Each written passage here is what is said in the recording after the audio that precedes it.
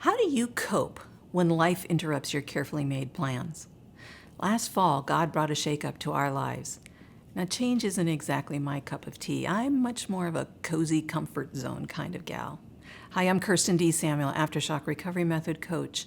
And if you're struggling with some interruptions in your life that you don't know how to process, please go to kirstendsamuel.com and click the button that says Free Session. Transitioning isn't my forte. Almost 2 decades ago, God allowed me to face a devastating interruption in our relationship. You can read the full story in my book, Choosing a Way Out. I've put the link below. While I wasn't sure I'd survive the discovery of my husband's struggle with porn, I faced a deeper crisis. Could I trust this God who didn't keep him from watching porn to take care of me and heal my heart? God hadn't followed my carefully made plans for my life and marriage. Marital betrayal wasn't a part of that plan, yet that's where we were.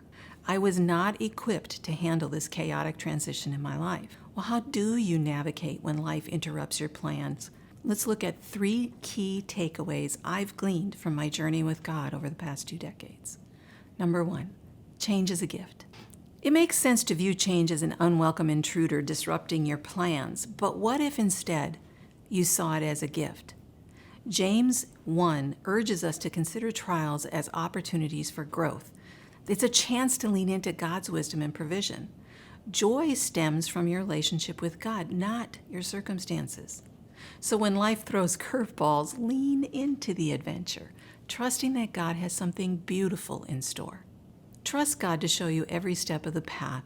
It's what He did for Dave and me in our most recent transition. Even though we sometimes still feel a bit off kilter, we know God directed us to our present circumstances.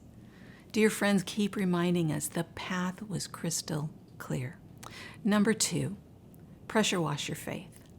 Have you ever used a pressure washer? It's a powerful tool that strips away layers of grime and reveals the pristine surface beneath. Dan Miller, a man I highly respected and looked up to as a business mentor, often asked this question: what does this make possible? When you face change, transition, and obstacles, you can fight it and moan about it, or you can look for the adventure and possibilities in the change. Life's challenges act as a spiritual pressure washer, revealing the depths of our faith. Like we saw in James 1, changes and transitions force us to look at what we believe about God.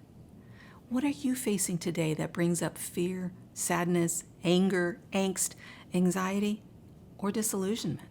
Maybe God allowed this faith pressure washing to clear away everything that's holding you back from becoming the person God created you to be. The third thing is to build character.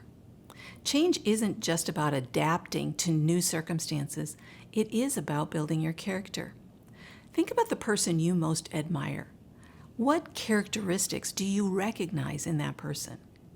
Well, he or she wasn't born that way. Building character means dealing with disappointment, transition, obstacles, changes, crises, and learning each lesson from each one, then living life differently because of what you learned in that transition.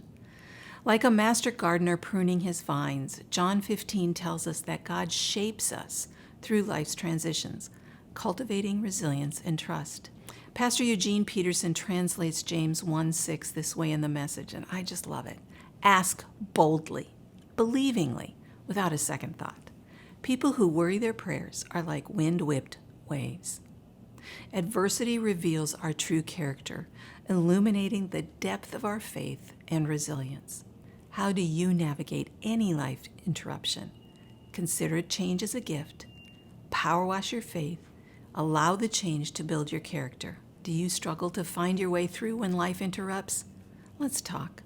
The best thing I've ever done in difficult transitions is to get the help I need from a coach or a counselor. If you're dealing with betrayal trauma from your husband's porn struggle, I've been there. Please reach out. I promise to listen well and walk alongside you.